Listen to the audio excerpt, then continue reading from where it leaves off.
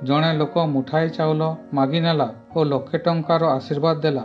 ମୁଁ ଜାଣିପାରିଲି ନାହିଁ ଗରିବ ମୁଁ ଥିଲି କି ସେ।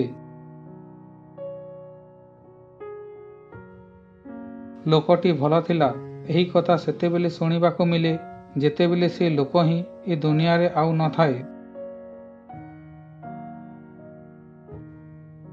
ଆପଣଙ୍କ ହାତରୁ ଲୋକ ଆପଣଙ୍କ ଧନ ନେଇପାରିବେ, କିନ୍ତୁ ଆପଣଙ୍କ ଭାଗ୍ୟରୁ ନୁହେଁ।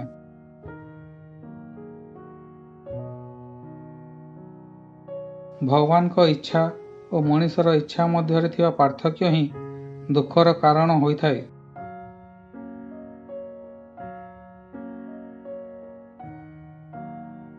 ସମସ୍ତ ଲୋକ ହାତରେ ଘଣ୍ଟା ବାନ୍ଧିଛନ୍ତି, କିନ୍ତୁ କେହି ହେଲେ ଗୋଟିଏ ମୁହୂର୍ତ୍ତକୁ ହାତରେ ଧରି ପାରୁନାହାନ୍ତି।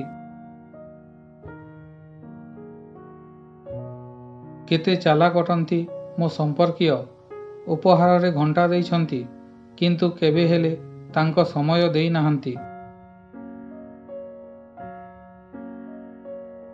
ପ୍ରାର୍ଥନା ମନରୁ କରାଯାଏ, ମୁହଁରୁ ନୁହେଁ, କାରଣ ପ୍ରାର୍ଥନା ତାହାର ମଧ୍ୟ ଭଗବାନ ଶୁଣିଥାନ୍ତି ଯାହାର ମୁହଁ ନଥାଏ।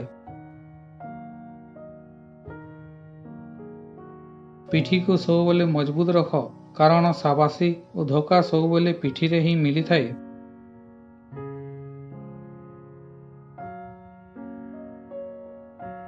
ଆପଣଙ୍କ ବୟସ ଓ ଧନରେ କେବେ ଗର୍ବ କରନ୍ତୁ ନାହିଁ, କାହିଁକି ନା ଯାହା ଗଣି ହୁଏ ତାହା ଶେଷ ମଧ୍ୟ ହୋଇଯାଏ।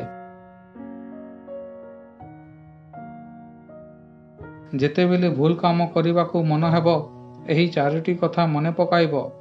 1. ଭଗବାନ ଦେଖୁଛନ୍ତି। 2. କର୍ମର ଫଳ ଲେଖା ହେଉଛି। 3.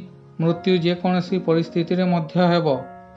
ଫେରିବାର ସମୟ ଭଗବାନ ଆଗରୁ ସ୍ଥିର କରି ତଳକୁ ପଠାଇଛନ୍ତି। କେତୋଟି ପ୍ରଶ୍ନର ଉତ୍ତର ସମୟ ଦେଇଥାଏ ଓ ଯେଉଁ ପ୍ରଶ୍ନର ଉତ୍ତର ସମୟ ଦେଇଥାଏ ତାହା ସଠିକ୍ ସମୟରେ ହିଁ ଦେଇଥାଏ।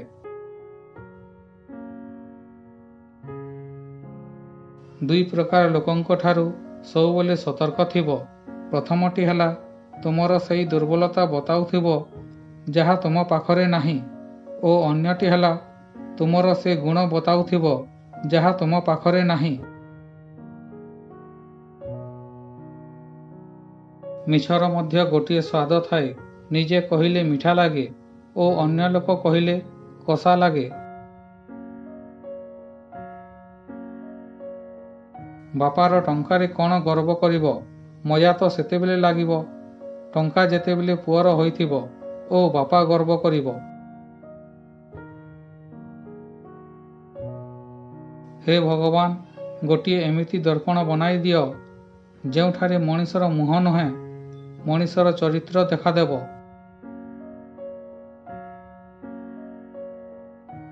ମଣିଷର ମଣିଷତ୍ୱ ସେତେବେଳେ ମରିଯାଏ ଯେତେବେଳେ ସେ ଅନ୍ୟର ଦୁଃଖରେ ହସିଥାଏ।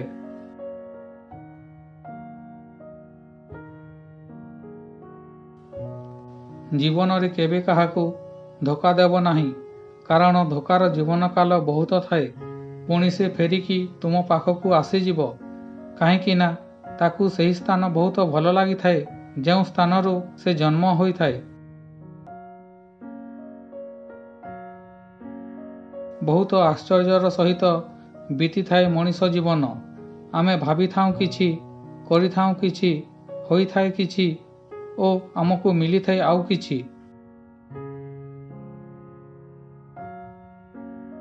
ଆଜିର ଭିଡ଼ିଓଟି କିପରି ଲାଗିଲା କମେଣ୍ଟ କରନ୍ତୁ। ଭଲ ଲାଗିଥିଲେ ଲାଇକ୍ ସେୟାର କରନ୍ତୁ। ପ୍ରଥମ ଥର ଦେଖୁଥିଲେ ସବସ୍କ୍ରାଇବ୍ କରି ବେଲ୍ ଘଣ୍ଟିକୁ ଅଲ୍ କରନ୍ତୁ। ପୁଣି ଦେଖାହେବ ଆଉ ଏକ ଭିଡ଼ିଓ ସହିତ। ଧନ୍ୟବାଦ।